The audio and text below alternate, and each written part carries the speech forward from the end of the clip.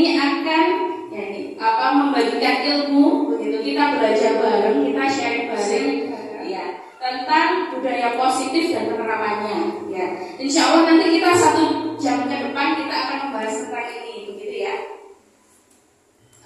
Lanjut. Oke. Biar semakin panas ya. Biar semakin panas. Ya, biar semakin panas kelas kita, begitu ya. Kita mulai dari ice breaking. Oke, sudah sarapan semua, Ustazah? Sudah minum semua? Berarti harusnya ini bisa jawab ini. Oke, kita mulai dari ice breaking yang pertama. Oke. Ini tebak gambar Ustazah, gampang kok, nggak ada hukuman. Oke, kita mulai dari gambar yang pertama. Oke, ada gambar ini, kira-kira apakah ini? Es pisang hijau, apakah benar es pisang hijau? Oke, betul ya. Selanjutnya. Nah, ini agak burem-burem. Tapi ini makanan. Ya, cluenya adalah makanan lagi. Kira-kira apakah ini? Geprek. Apakah ini? Pisang crispy katanya. Telepon. Ada lagi Ustazah? Serundeng. Apakah ada lagi? Tidak ada? Oke. Makanan khas Jogja. Apa benar? Oke.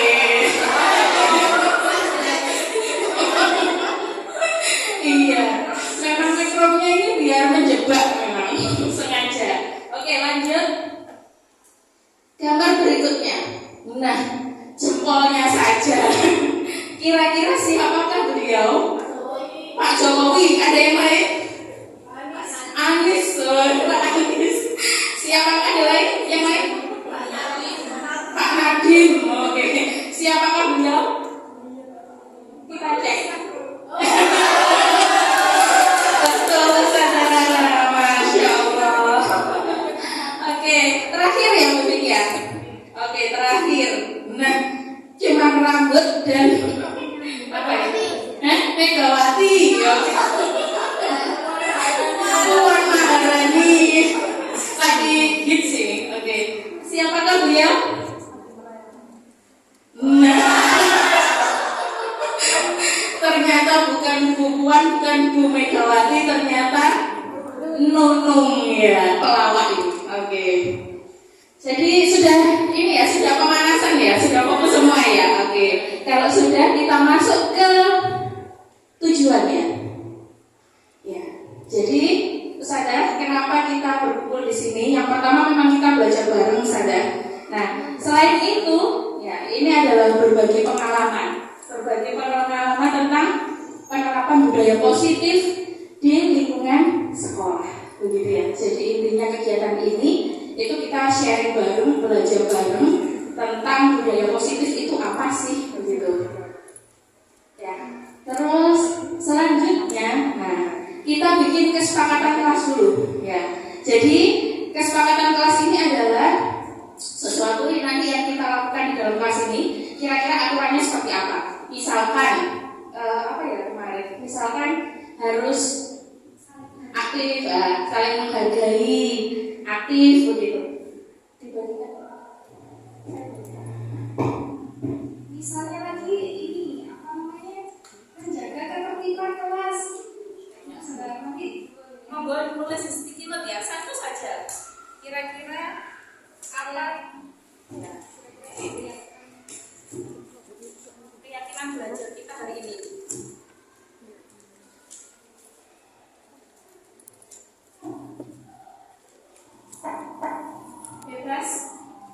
Bebas Ustazah. Jadi terserah mau tulis saling menghargai pendapat temannya atau kemudian jika bertanya mengangkat tangan terlebih dahulu. Boleh lihat HP santai. Banyak speakingnya boleh. Nomor ditulis saja setelah itu dicatat di sini ya Ustazah. Oke. Ya.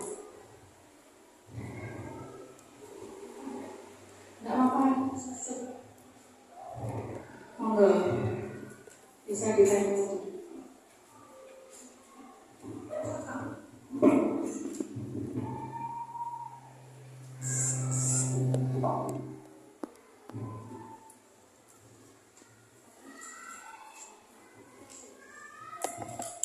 Berinteraksi, oke.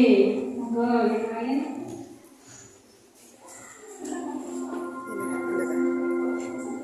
Ini biasanya jadi guru enggak jadinya gini nanti ya. Tidak tidur di kelas, bagus, bagus banget. Oke, seru dan menyenangkan, masya Allah. Banyak ketawa, siap. Ada game, seru-seruan, tidak ngobrol, masya Allah. Tidak takut salah, betul sekali ketika memberikan jawaban. Jika izin angkat tangan, tidak tidur, sampai di belajar. Oke, kira-kira kelas kita disepakati semua ya? Oh, ada lagi sudah. Kalau bertanya, menyebutkan nama, masya Allah. Masya Allah disepakati semua nih. Sudah mana? Oke, berarti disepakati semua ya. Insya Allah itu Oke, jadi disepakati semua ya keyakinan kelas kita hari ini. Oke, selanjutnya, hari ini kita kan bahas tentang budaya positif, sahabat. Nah, apa yang ada di pikiran sahabat tentang budaya positif? Apa sih budaya positif itu? Ya, betul. Oke, budaya positif itu lawannya budaya negatif. Budaya negatif itu yang seperti apa nih?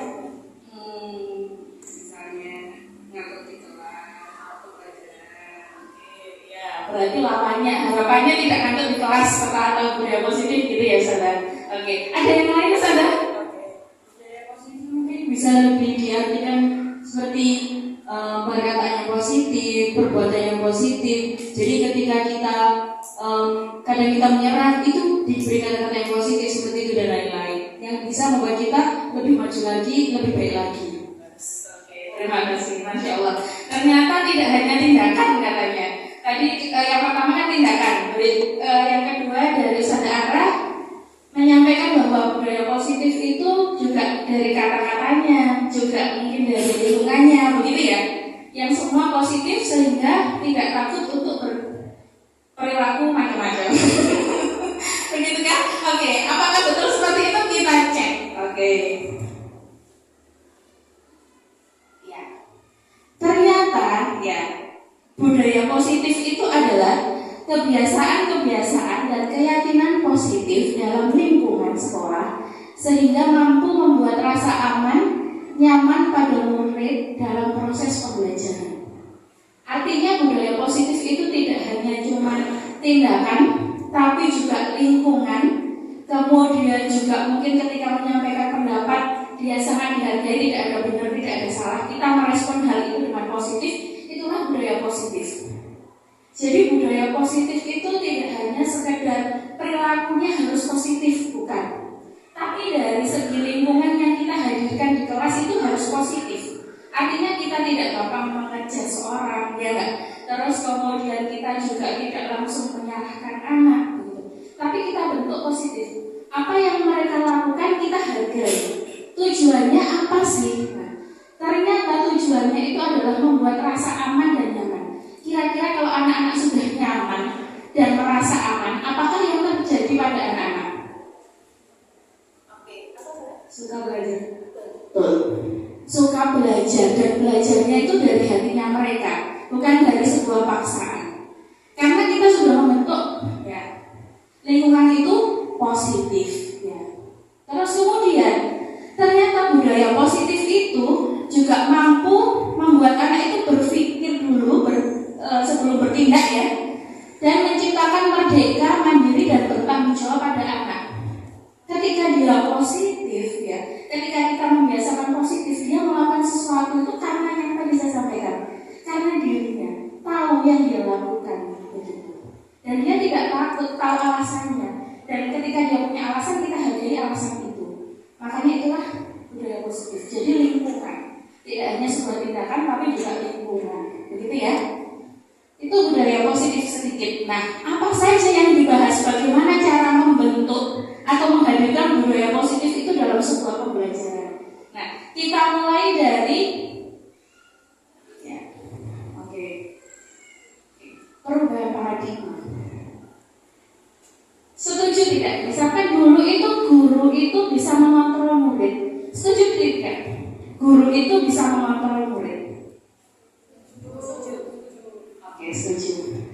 Terus kemudian bahwa kritik dapat membuat orang merasa bersalah, kemudian akan menguatkan karakter. Setuju tidak? Setuju. Terus kemudian bahwa semua penguatan positif efektif dan bermanfaat, benar nggak? Setuju tidak dengan itu? Setuju. Terus kemudian orang dewasa memiliki hak untuk memaksa orang. Setuju tidak? Banget ya. Oke. Ya, sama. Dulu saya juga berpandangan seperti itu. Tapi apakah betul seperti itu? Oke. Kita punya games, Ustazah.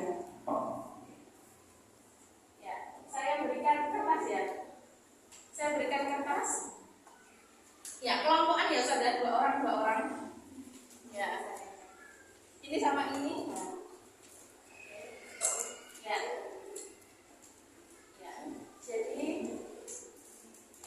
Jadi berdua atau bertiga, kalau nggak berdua satunya nggak cukup begini ya. Ya. Minta tolong Ustazah, ada kertas sticky note, silahkan ditulis hal paling penting atau berharga bagi Ustazah. Satu saja. Tentang prinsip boleh, tentang prinsip hidupnya Ustazah guys. Yang penting, misalkan bagi saya yang penting adalah suami. Misalkan, ya prinsip hidup. Satu aja prinsip hidup, ditulis di situ. Satu saja. Sama aja saja. Oke. Tinggal satu aja. Oke. Kalau sudah, yang nulis tadi silakan kertas itu dipegang. Ya, pegang. Silakan dipraktekkan. Kira-kira teman satunya tadi yang nggak nulis bisa nggak membuka itu? Ya kan, itu prinsip kita jaga kan pasti ketika kita punya prinsip. Orang lain pengen mengambil itu, apakah bisa? Oke, coba dipraktekkan di Jetri. Oke. Bagaimana teman satunya bisa mengambil, caranya mengambil ini dari Jetri? Oke. Bagaimana caranya kertas ini bisa diambil? Monggo. Boleh dimarahin dulu Jetri biar dikasihkan. Pakai siasat ini kita juga nggak apa-apa.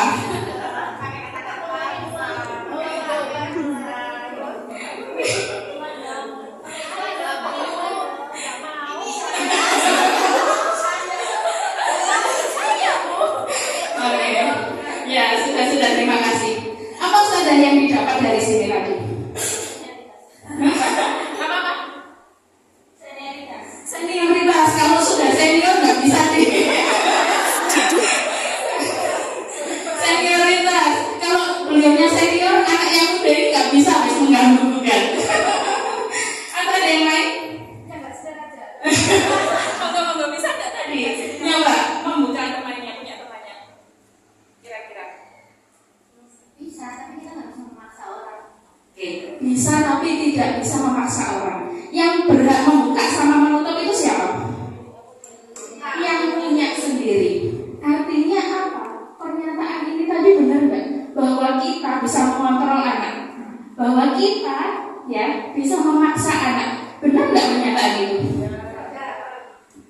Ya, bahwa ternyata kita itu hanya bisa memberikan masukan atau cuma bisa mengeluarkan motivasi, tapi yang sebenarnya bisa yang mengetuk hatinya adalah dia atau merubah adalah dia sendiri. Benar nggak?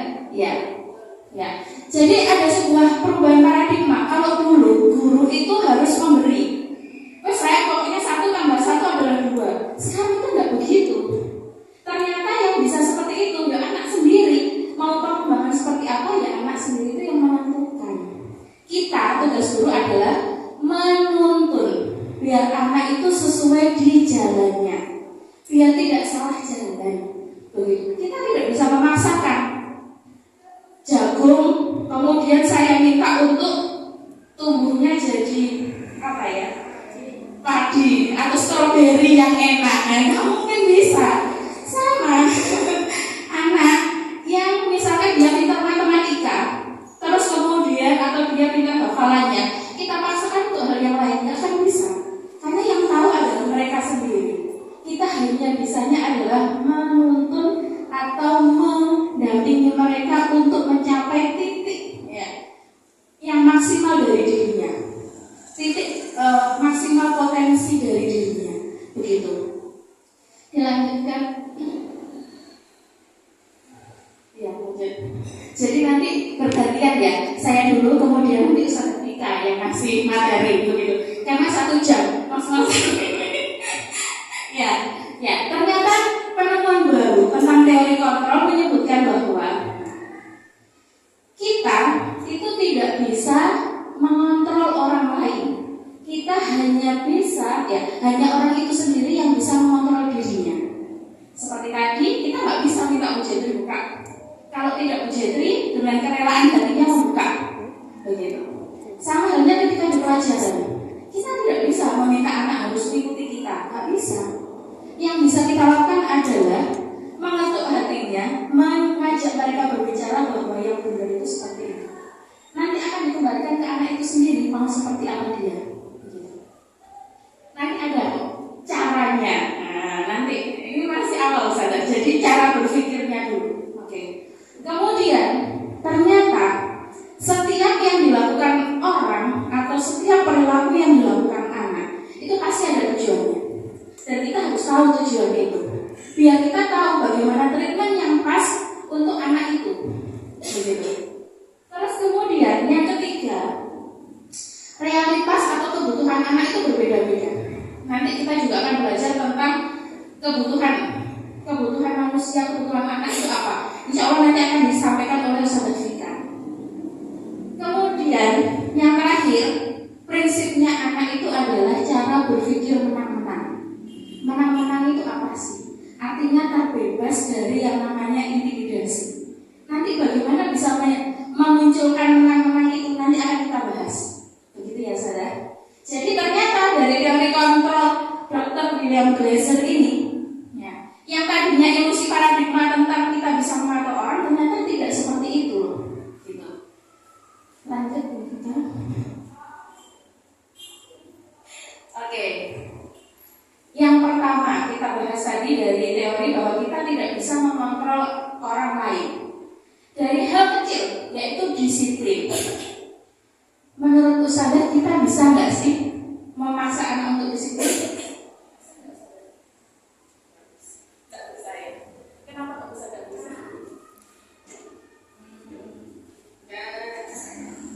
Kalau bukan dari dirinya, kedisiplinan itu harus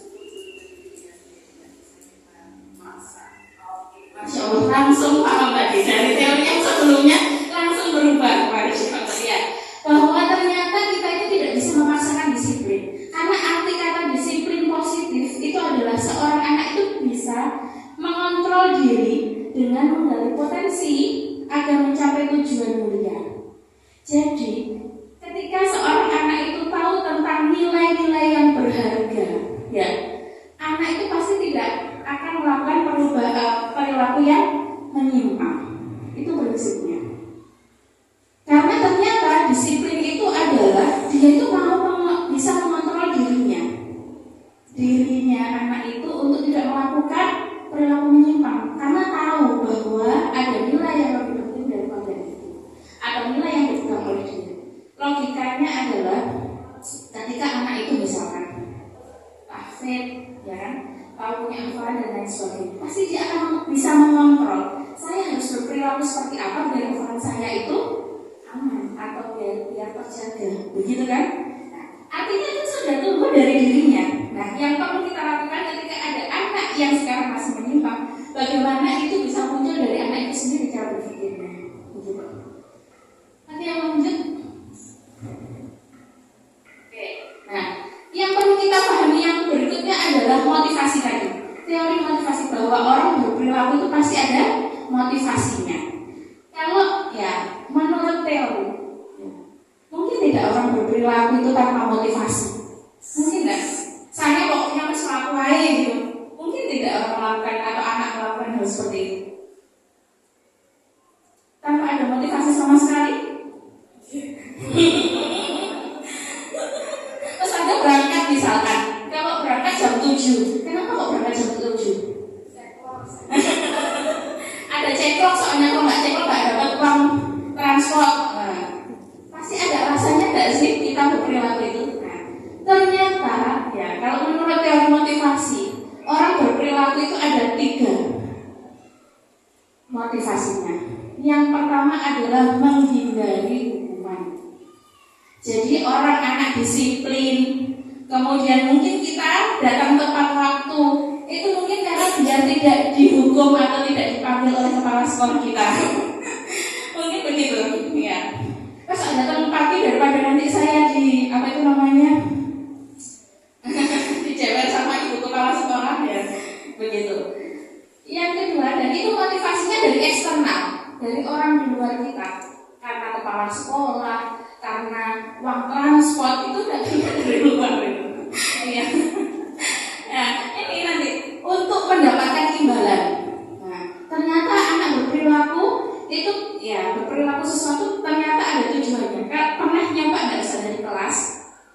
Kalau misalkan ngasih pertanyaan yang betul, saya kasih hadiah, langsung semangat, ya kan? Kalau kita nggak ngasih hadiah, ya mas nggak ada semangatnya, pernah?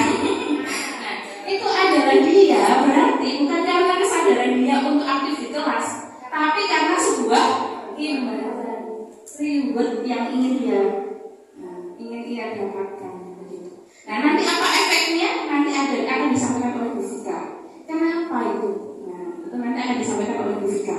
Nah, yang terbaik motivasi itu yang nomor 3, yang dari internal. Apa itu? Yaitu menghargai dirinya sendiri. Tadi yang saya sampaikan, kenapa ketika dia anak kafe tahu kalau dia punya hafalan dia harus menjaga itu, karena berarti dia menghargai dirinya sendiri. Dia paham bagaimana dia harus berperilaku ketika punya hafalan yang seperti itu. Nah, itu adalah contoh dari menghargai diri sendiri. Bahwa yang terbaik seorang anak melakukan sesuatu itu karena internalnya dia, karena itu adalah ingin menghargai dirinya sendiri. Lanjut.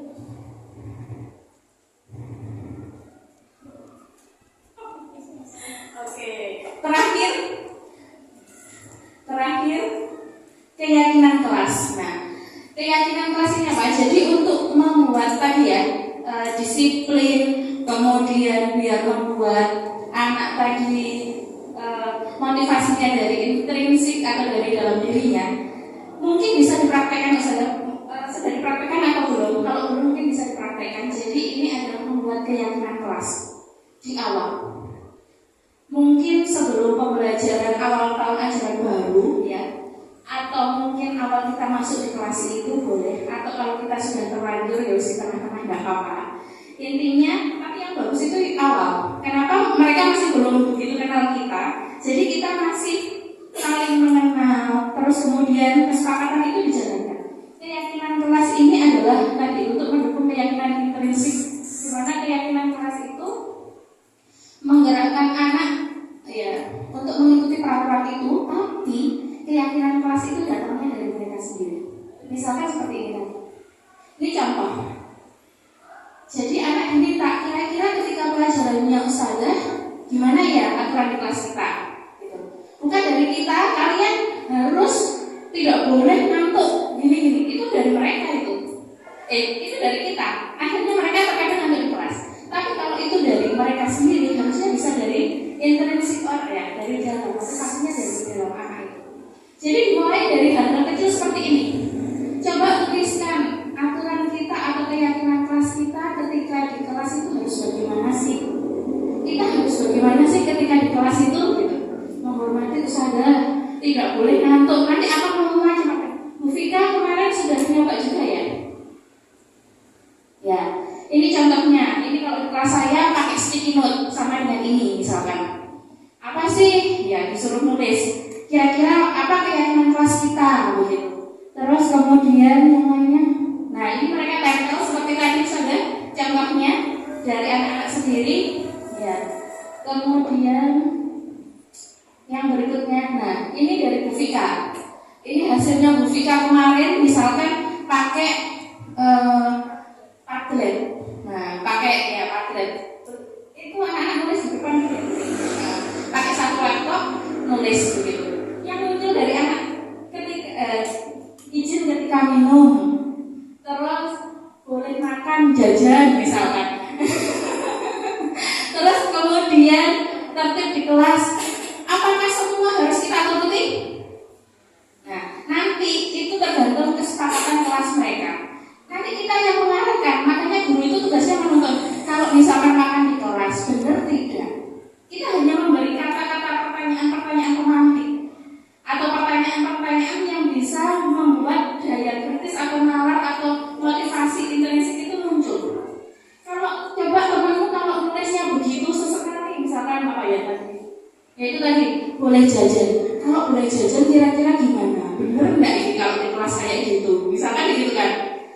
Enggak usah ada, atau misalkan benar usah ada dan enggak ngantuk. Tapi kalau enggak ngantuk masa caranya begitu? Jadi diajak berbicara. Benar enggak sih? Jadi kita tuntun, tidak langsung menjustifikasi, enggak boleh. Apa yang terjadi? Anak pasti akan patah. Artinya patah di situ bisa jadi akhirnya enggak suka dengan kita atau merasa kita itu otoriter, merasa kita itu apa itu namanya ngatur-ngatur dan sebagainya. Itu dalam banyak hal saja. Ini masih kecil ya. Nanti banyak hal dalam misalkan ketika mungkin anak bertanya, sama. Ketika bertanya apa harus respon kita? Jangan, salah, bukan begitu konsep yang benar, bukan. Oh begitu ya, mungkin ada tambahan yang lain. Jadi anak itu merasa nyaman bahwa dirinya tetap dihargai walaupun pernyataannya dia itu salah, begitu. Itu sih. Jadi nanti anak-anak akan muncul sendiri dari diri mereka, dari lubuk hati yang paling dalam. Nanti kita tahu akhirnya karakter mereka. Oh karakternya anak kelas ini itu ternyata senangnya jajan loh. Nah, nanti banyak hal yang bisa kita gali dari tulisan-tulisan mereka ini. Nanti itu buat bekal melihat minat. Nah nanti itu ada di pembahasan berikutnya. Begitu ya. Terus Nah ini contohnya. Kalau peraturan itu sifatnya memaksa, dilarang mengganggu orang lain, selalu kembalikan buku gitu ya. Kalau keyakinan kelas itu tidak. Jadi diminta untuk tanggung jawab. Tanggung jawab bentuknya gimana sih? Tanggung jawab itu misalkan ketika dapat tugas harus tepat waktu. Itu tanggung jawab. Nanti ini dirumuskan sama anak-anak. Biar itu datangnya dari anak-anak bukan karena paksaan. Terus ini banyak dilarang menggunakan narkoba. Kalau di luar kan begitu ya. Kalau di sini insya Allah tidak ada semua. Ya. Cuman nanti kalau dari kita misalkan keyakinan kelas kita harus menjaga kesehatan kita dengan cara apa kira-kira anak-anak? Kita kembalikan lagi ke anak-anak. Jadi kita ajak untuk berpikir. Intinya begitu. Tidak langsung menjustifikasi. Ketika itu kita lakukan banyak hal yang tergali di situ. Banyak hal yang nanti akan tergali dari anak, dari lubuk hati yang paling dalamnya anak begitu. Itu pengalaman dari kita ya, gitu. Oke, terakhir. Nah, oh ya, nanti ini akan dijelaskan sama Ustazah Vika, begitu ya. Ya, ketika tadi ada aturan, ada keyakinan kelas, apakah yang harus dilakukan? Harusnya ketika melanggar dikasih hukuman, konsekuensi atau restitusi. Nanti akan dibahas oleh Bu Vika, begitu ya, Bu Vika. Mungkin itu saja akan dilanjutkan oleh Bu Vika. Terima kasih. Masih semangat sudah? Masih. Mohon izin ya. Jadi kita seru-seru lagi. Saya punya tim. Ini tadi kepikiran masuk gitu. Melihat Bu Jenny sangat ngomong melihat layar ini. Biar waktunya nggak masuk, kita ada tim ya. Ini nanti saya bagikan, kita bagian kertas. Nah silakan teman-teman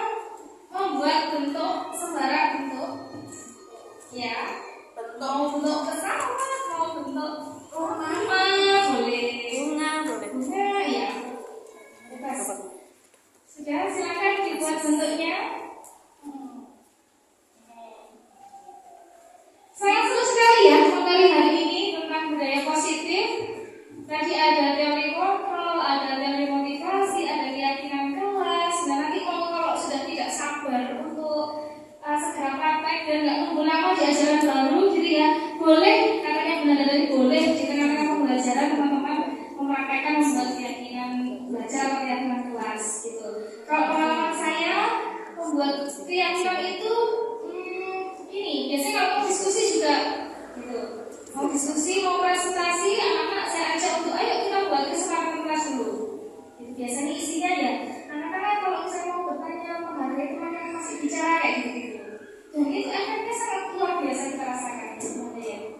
Jadi setiap kali ada yang memotong pembicaraan teman itu, semangat kelas kita apa? Karena itu kayak semacam dasar hukum ya yang berlaku di kelas kita, gitu. Ya enggak ini sudah bentuknya sudah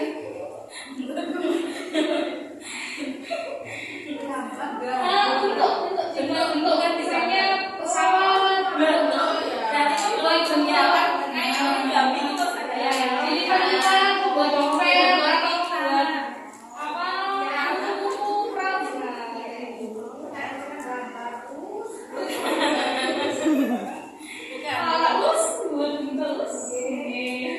Bentuk apa terserah. Pokoknya berbentuk. Oke. untuk sendiri kan. Masya Allah ya, teman-teman dunia, Masya Allah semuanya. Di sini jadi penggerak ini.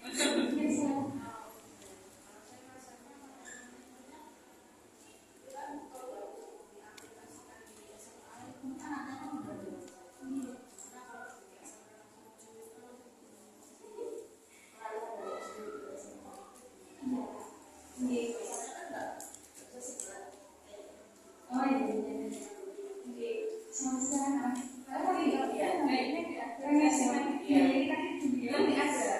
Jadi sudah sangat penasaran. Iya, penasaran.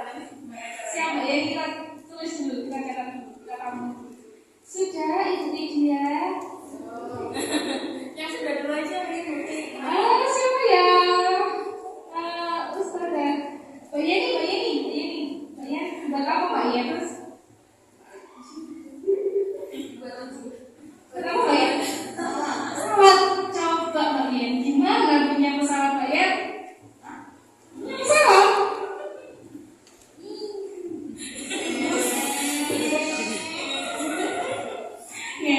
Gitu katanya Mbak Yeni.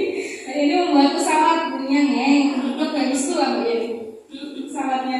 Saya pengen tahu. Ini saudara saya ini bikin apa ini? Meja makan. Bunyinya gimana meja makan? Oh, kalau bunyinya nggak ada bunyinya. Kotak makan. Kotak. Oke baik. Satu lagi. Ustaz Danila. Insya Allah. Jadi saya masih membuat segitiga. Ketika kita biasanya kan kalau kita muncak ya, naik bukit ataupun gunung, ketika kita naik ke depan, naik ke atas, kita jangan ketika kita di perjalanan kita harus membantu orang lain seperti itu. Nah, ketika kita sudah di atas, kita pasti akan turun lagi, entah itu kapan. Baru ya. Nah, jadi kita turun lagi, kita akan menemui orang yang sama ketika di perjalanan. Nah, ketika kita turun di perjalanan, itu orang lain yang kita tolong waktu kita ke atas itu akan menolong kita. Jadi dibalik seperti itu.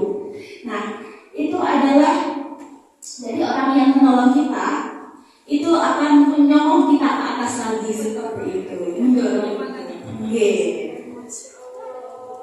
Ini hampir ke filosofi kan? Ikan sesuatu model ikan dia menengkas.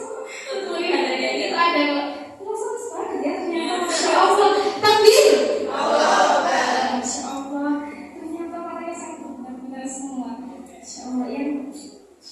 Saya baru lihat teman-teman di media itu, Masya Allah sedekat ini tuh baru kali ini Mbak Yus. Iya, betul. Kita lanjutkan nih. Jadi bagaimana jika ada yang melanggar? Apakah dikasih hukuman? Apakah dikasih konsekuensi? Apakah satu lagi tadi istilah baru? Istilah baru tadi apa? Restitusi. Ada yang sudah pernah mendengar istilah restitusi? Kalau hukuman kan sudah sangat masa pilihan ya. Biasanya ngasih hukuman apa sih ke anak-anak atau ke santrinya? Dijemur. Oh ya. Pas ngumpulkan duit ya dijemur sekalian. Kalau sudah titik.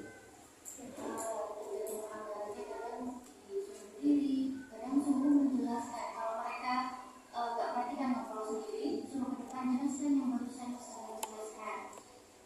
Perhatian di kelas itu ya, kan disuruh berdiri. Kalau konsekuensi, pernahkah memberi konsekuensi kepada santrinya? Apa ya bedanya dengan hukuman? Konsekuensi Mbak ya? Pernah nggak Mbak ya? Memberikan konsekuensi kamu? Tak kasih konsekuensi ini karena kamu ini. Kesepakatan dulu. Kalau saya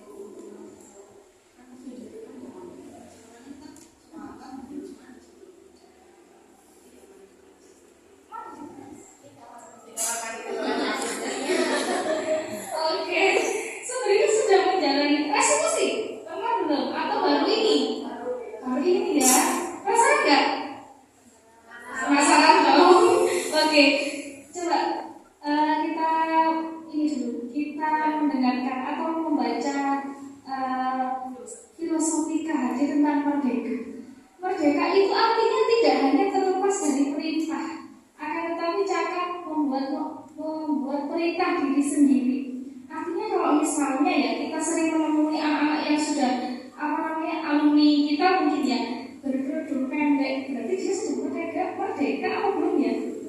Belum, karena dia belum bisa memerintahkan dirinya sendiri untuk berkerudung sesuai dengan syariat kan gitu ya.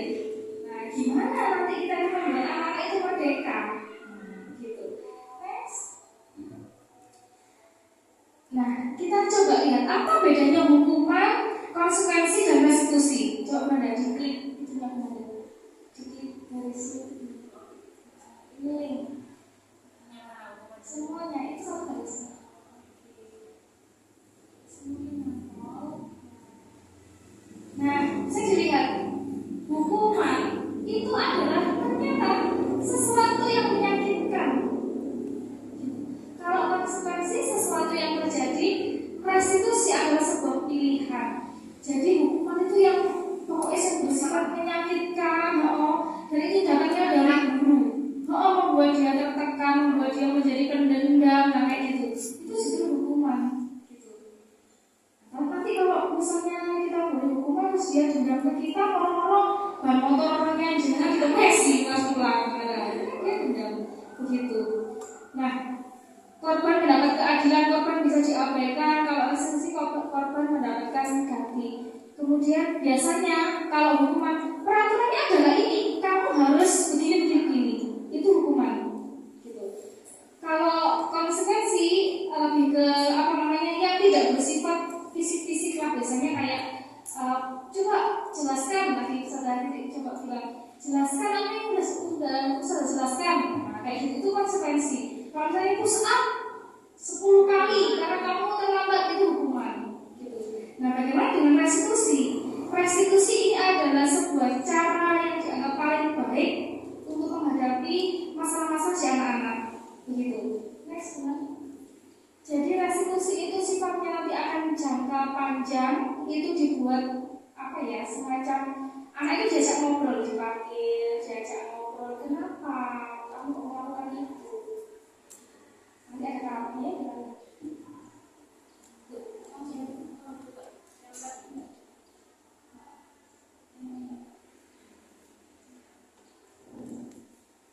Kalau restitusi itu bersifat positif ya, tapi konsep dirinya akan menjadi kuat. Anak itu tidak merasa disalahkan gitu. Kamu ditanya kenapa? Alasannya apa sih? Tadi kan ada teori teori motivasi. Apa motivasinya kok kamu melakukan itu? Gitu lebih ke anak itu diterima dulu, gitu sama gurunya. Tidak langsung kemudian apalagi hukuman itu diberikan di depan teman-temannya, kan pasti dia kayak nanti next aku diterima nggak sama teman-temanku, kayak gitu. Kalau restitusinya nanti anaknya akan kembali ke kelompoknya, ke teman-temannya itu dalam kondisi penuh kesadaran, kayak gitu. Aku nggak akan mengulang lagi. Ya, kemudian nanti kita lihat ada itu PPT aja.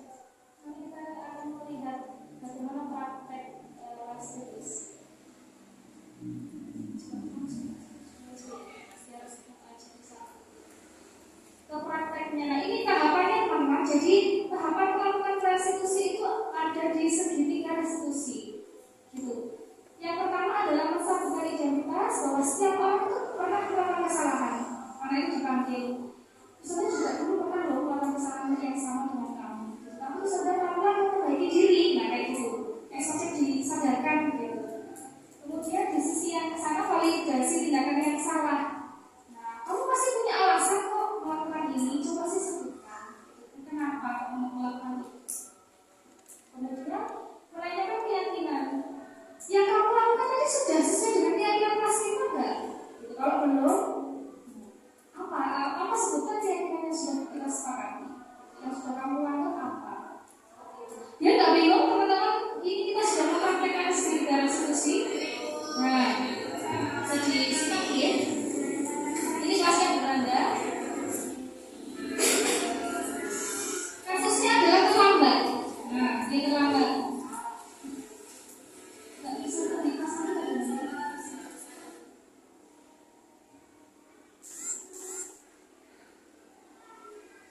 Nah, setelah pelajaran selesai, saudara memanggil Atasha dan Zulaika.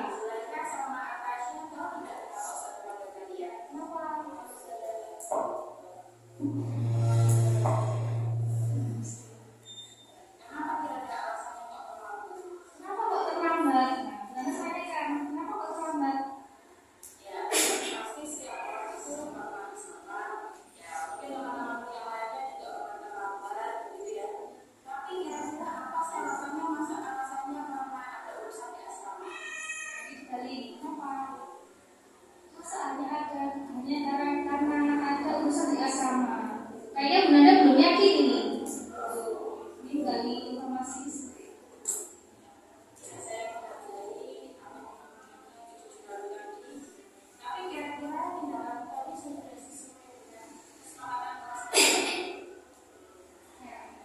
Saya menghargai kejujuran Bunda. Kita sudah menceritakan hal yang sejujurnya gitu ya. Masalahnya apa?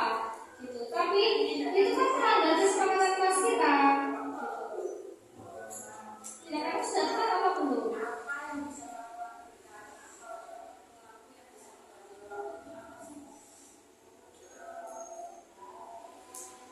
Oke. Apa yang bisa kamu lakukan untuk bisa menghargai waktu, untuk bisa manajemen waktu lebih baik lagi? Dia menjelaskan apa harus caranya gimana? Kamu tepat waktu. Nah, solusi itu tadi bangun tepat waktu, kemudian tidak tidur sebelum berangkat. Tidak tidur sebelum berangkat. Ternyata masih ada ya anak-anak yang tidur sebelum berangkat itu. Nah, solusi itu muncul dari dirinya sendiri, tidak dari Bunda.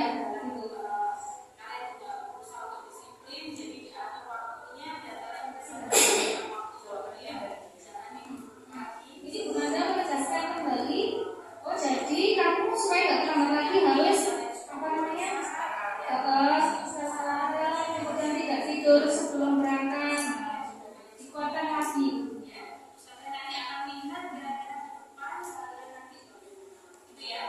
Jadi prostitusi ini tidak hanya berhenti ketika akhirnya sudah dipanggil keluar begitu saja tidak, tapi juga akan dilihat diberlanjutkan begitu. Atau bahkan nanti misalnya Bunda titip ke saya, pas kebetulan saya ngajar Atasha gitu. Jadi oh itu masih terlambat enggak? Nanti kalau terlambat ya diresimis lagi.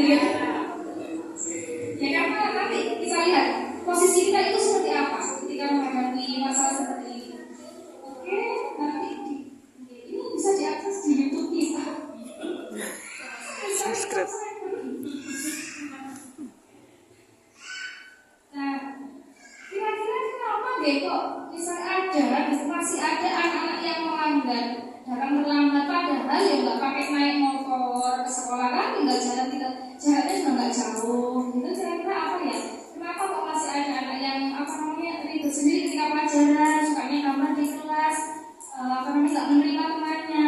Nah, setelah kita pelajari ternyata apa yang menyebabkan, karena kebutuhan dasarnya belum terpenuhi begitu. Nah, apa saja kebutuhan dasar manusia? Ini tidak hanya anak-anak saja nih, guru-guru juga demikian. Biasanya kok kenapa kok ada guru yang maaf ya emosi yang kenapa ada masalah kan di rumah, atau belum makan nasi tadi pagi, nah belum sarapan dan sebagainya. Ini ada 5 kebutuhan dasar yang harus dipenuhi gitu. Yang pertama bertahan hidup, jadi dengan harus makan gitu biar bisa bertahan hidup, biar nanti ngajarnya juga bersemangat dan tenang gitu. Yang kedua adalah kesenangan. Nah, dia punya hobi apa di apa misalnya di rumah, hobi apa yang bisa disalurkan gitu. Kemudian anak-anak juga demikian, kesenangannya apa sih? Jangan-jangan si Salma tadi gambar karena di asrama dia nggak punya waktu untuk gambar misalnya, atau dia apa ya karena sukanya gambar, punya hobi gambar, di asrama nggak dapat waktu untuk gambar, hanya gambar di kelas. Akhirnya kebutuhan kesenangannya dia tidak terpenuhi gitu. Yang ketiga adalah kasih sayang, dan rasa diterima ini sangat penting banget, apalagi anak-anak sekarang. Maaf nih, kadang kan ada yang merasa insecure, kan anak sekarang mau insecure begitu. Padahal dia itu bisa, dia itu mampu. Ada yang anak kafir, kemudian ternyata harus pindah ke itu dengan berbagai masalahnya, itu kadang kita juga agak miris gitu. Padahal dia sebenarnya bisa. Kadang dia mungkin butuh didengarkan apa sih Tuhannya, gitu, rasa kasih sayang kita. Rasa seperti itu. Sama juga dengan ya rasa kasih sayang butuh kan, kasih sayang seksual kasih sayang orang tua mungkin yang belum menikah gitu. Yang keempat adalah penguasaan.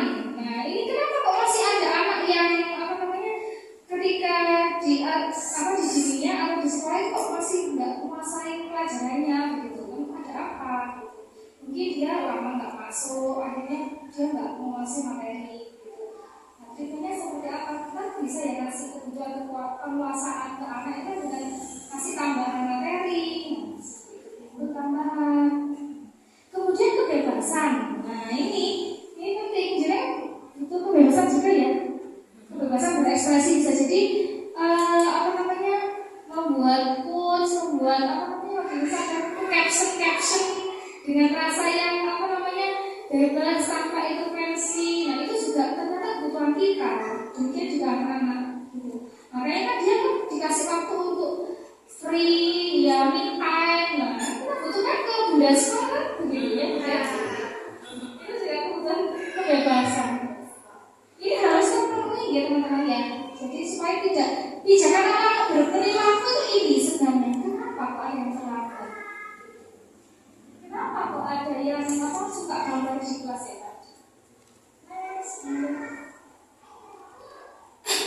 Nah, lalu posisi kita sebagai guru untuk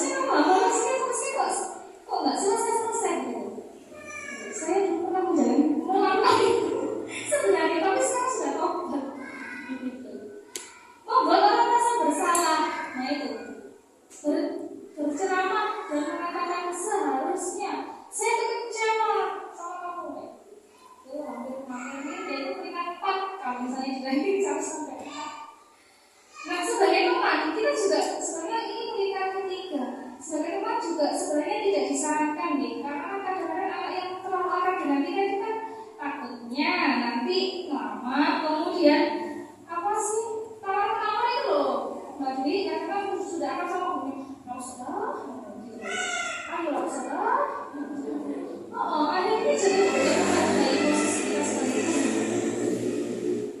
kayak semacam ya marwah seorang Bumi ya bisa jadi menurun gitu, kita terlalu akrab di mana-mana itu. Nah, yang peringkat kedua adalah di posisi pemantau. Dia ini biasanya kalau di sana ya, kalau ada anak yang terlambat terus kita begini, loh Kak, sekarang jam berapa? Begitu. Jam berapa kamu baru datang ke kelas? Ini kan waktunya matematika. Sekarang gini aja Mas, kamu kan sudah tahu konsekuensinya sesuai dengan kesepakatan kelas kita. Kalau terlambat, kamu harus mengerjakan soal matematika misalnya, atau membuat catatan matematika dari apa namanya catatan kamu nanti di jam istirahat. Biasanya ada data-data yang ada jamnya kayak gitu. Kalau sebagai pemantau. Nah, manajer ini sudah sebagai apa namanya sudah melakukan restitusi.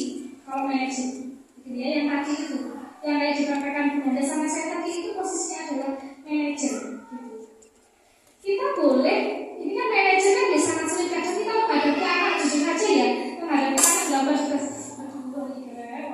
Kan harusnya digunakan saya kok gambar sih, itu kan kadang kita sudah emosi sudah sampai sini lah ya, gitu kan gitu. Jadi manajer itu memang ya dibilang ranking 1 dan masih kita tahap belajar untuk ke sana gitu. Dan kadang anaknya pun kita panggil juga sudah ada skenario banyak kan di kepalanya. Oh ya di kampus ada. Tapi kita boleh turun ke peringkat yang kedua di posisi kalau yang manajer sudah restitusi tadi. Selanjutnya jalan kita menambah. Oh ini ya, setelah menjalankan restitusi tadi yang kita simak tadi, ini langsung anak-anak ini kita tidak memberikan ya skenario kepada anak-anak ini. Sengaja coba sih kamu kalau misalnya sudah begitu kan seperti apa? Coba kita simak.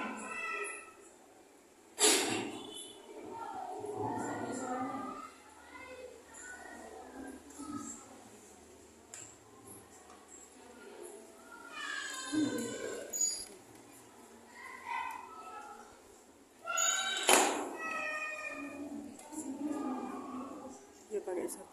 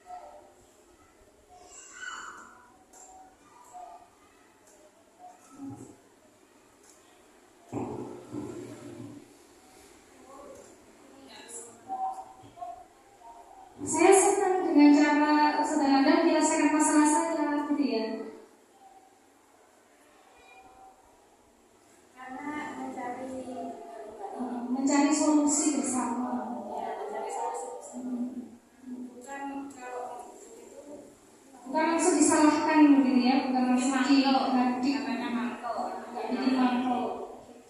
Jadi kalau boleh saya tarik benang merah, resolusi ini sama dengan kayak kita bertabayun gitu ya ke anak-anak gitu, dan solusinya langsung dari mereka. Kita tidak kemudian kamu harus begini tidak, tapi solusinya dari anak-anak sendiri. Ada lagi benar?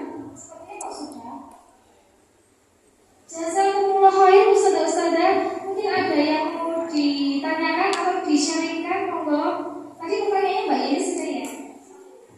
Kalau zaman SMP gimana? Kalau zaman SMP gimana? Kita ada lagi? Oh gitu, masalahnya di SMP. Sini masalahnya muncul apa sudah?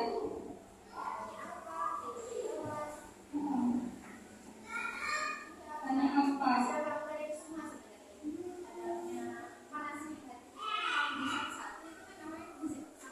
Iya, kasih ya.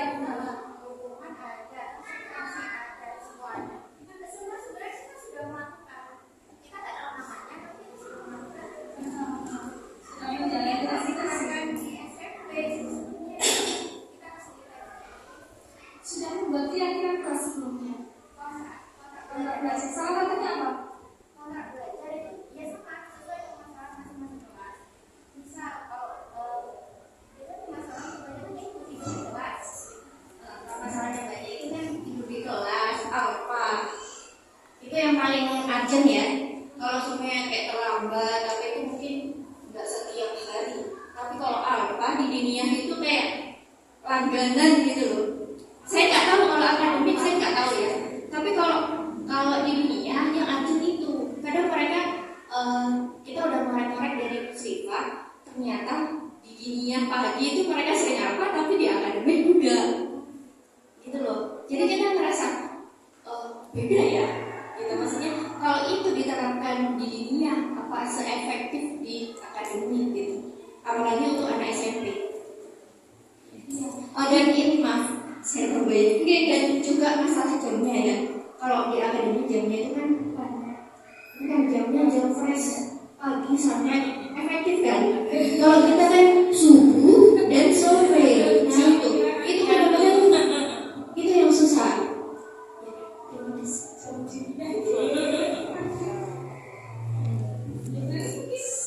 Oke.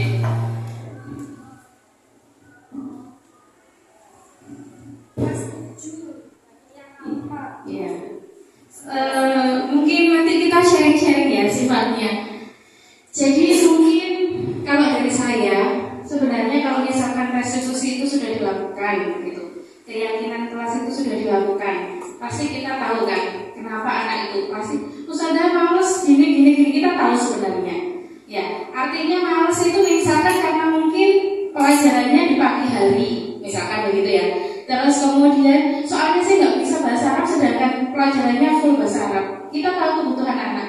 Oh ternyata butuhnya anak itu penguasaan lagi loh, begitu kan? Terus kemudian juga dia pengennya adalah di kebutuhan tadi misalkan dipenuhi kasih sayangnya misalkan.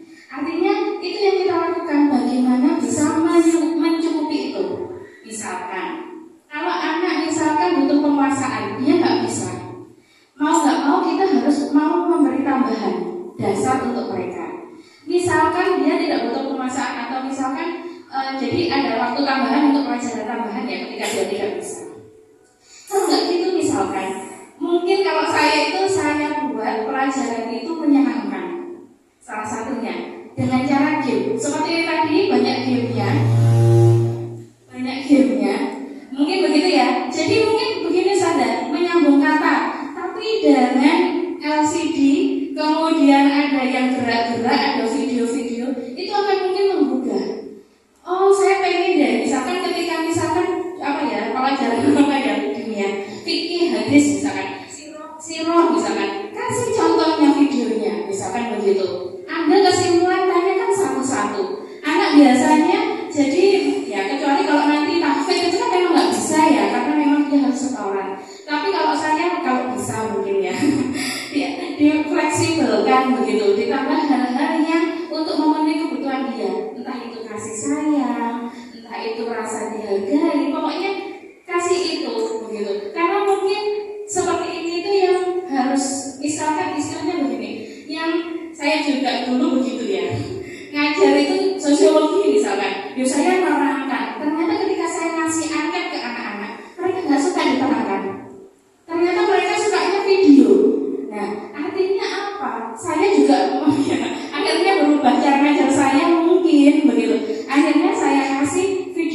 awal. Nanti habis itu saya terangkan. Kok mulai ngantuk lagi? Saya punya game rek, ayo rek gitu. Biasanya saya begitu. Saya kasih game atau kalau nggak gitu biasanya saya tampilkan video senam. Dari beruang-beruang itu senam gitu. Ayo ikuti semua, bangun saya gitu. Karena sama kejadian itu juga di akademik pun begitu. Tinggal bagaimana nanti kita sebenarnya yang apa itu nanti mungkin di part berikutnya ya. Mungkin kita bisa kasih ya. Maksudnya pengalaman kita gitu mungkin ya. Mungkin kayaknya siap ini. Gitu. Mungkin begitu saja. Karena memang nggak mau restitusi itu ya. Apalagi kalau kita dulu saya ingat dapat dari Umi ya memang hukuman atau konsekuensi. Mungkin begini.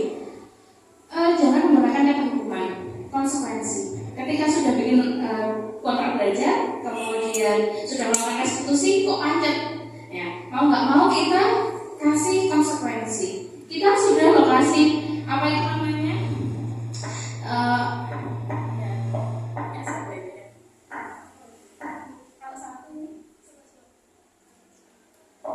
Misalkan apa itu namanya kita sudah melakukan itu semua, kok nggak bisa? Ya wes, konsekuensinya apa? Biarlah ya dari dia, jangan dari kita. Nanti kalau dari kita yang ada hafal sama pelajaran kita tambahan, tambah nggak bisa menerima dengan diri kita. Begitu marah itu nanti yang lebih berat. Anak itu kalau sudah nggak suka, begitu alfa terus waktunya kita begitu. Jadi biar dari mereka.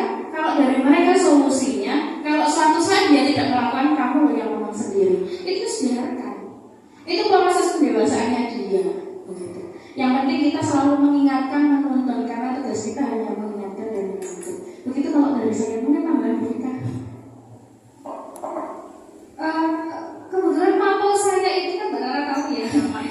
Biasanya kan banyak nggak disukai anak-anak gitu. Sudah saya kan ngajarnya kan matematika gitu.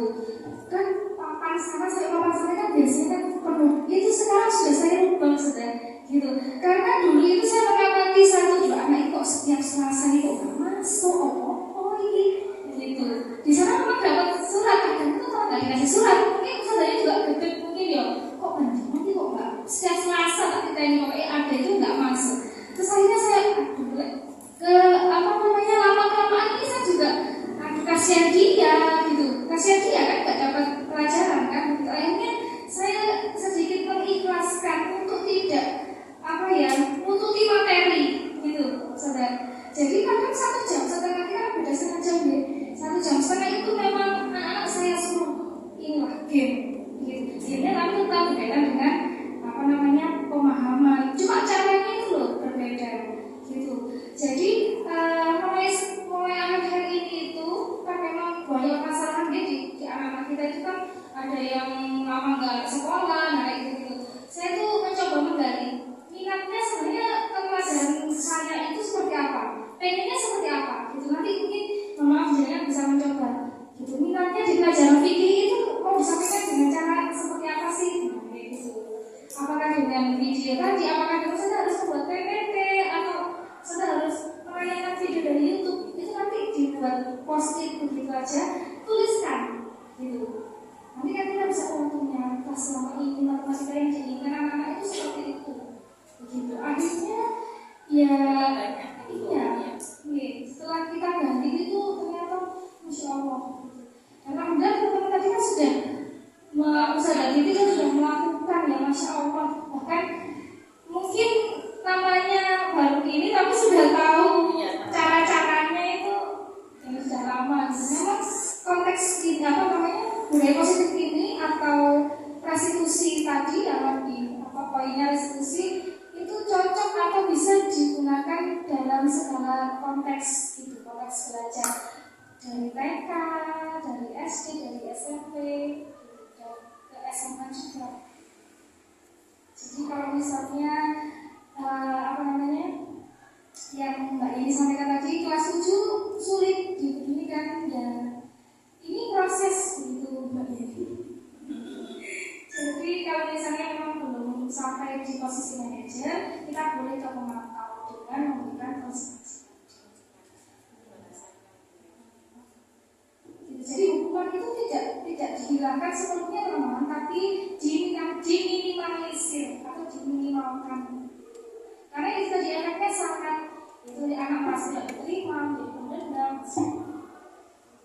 Mungkin lain kali saudara-saudara boleh sharing sama kami. Sebenarnya kami itu berempat, ada Bu Afifah sama Bu Putri. Nah itu boleh kalau mau share tentang pembelajaran gitu, gimana memaksimalkan 1 jamnya tadi loh saudara gitu. Atau sudah pernah ditanya alfanya kenapa saudara pilih? Dengan mana?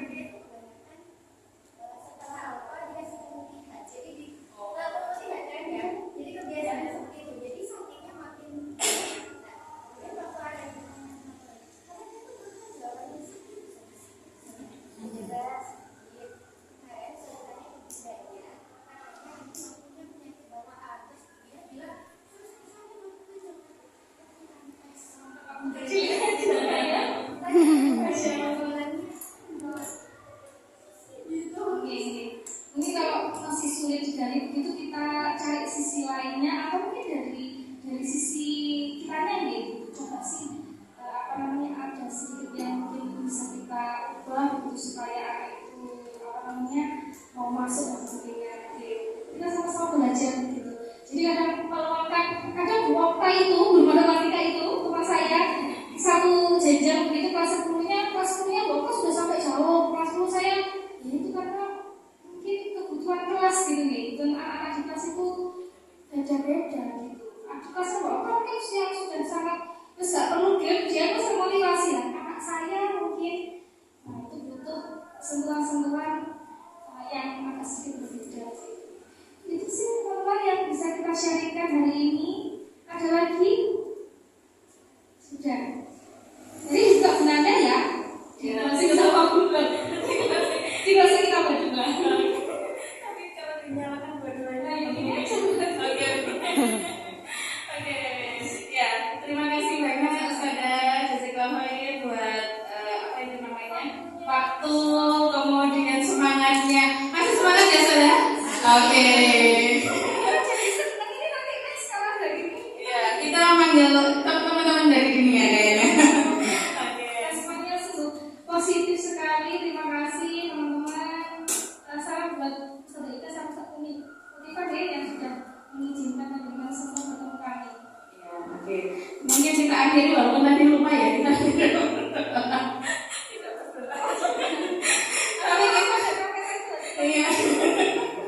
Iya, tapi kita akhiri dengan doa ya, biar semoga ilmu kita hari ini, sharing kita hari ini itu membawa manfaat untuk kita semua, begitu ya.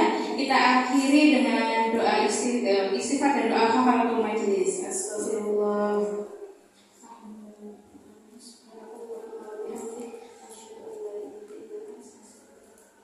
Alhamdulillahirrahmanirrahim. Dari kita terakhir. Assalamualaikum warahmatullahi wabarakatuh.